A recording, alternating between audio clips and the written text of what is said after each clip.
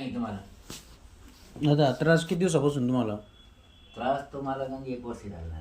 खोटं कशाला बोलायचं. दवाखान्यात जायचं इकडं. मी देवरे हॉस्पिटलला 7 दिवस ॲडमिट होतो.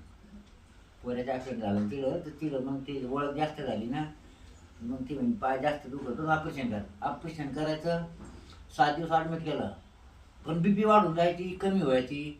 मग ते मोठा डॉक्टर जो आहे ना, तो काय म्हणे, तुमची वय जास्त झाली म्हणे, आणि ऑपरेशन केलं आणि चेक नाही झालं तर आणखीन तुम्ही घरातच पडणार आहे म्हणे, तुमचं करणार कोणी नाही मागं. कशाला म्हणले, गोळ्या फिरानं चालू दे म्हणे. मग आता तुम्हाला किती बरं वाटलं आता? नाही मला आता लगेच मी म्हणतो ना रुपये मग 4 फरक पडला म्हणून. जेवण वाढलं का? हां जेवण बी मग 1 चपाती नाही झालं तुझं, आता 1-1.5 चपाती खा, अर्धी वाढली लगी. झोप येते का आता? झोपीचं तसं की झोपत नाही एवढं. या हप्त्यात आली नाही का पाहिजे ती? फरक पडला असेल ना पहिल्यापेक्षा? फरक कसं आहे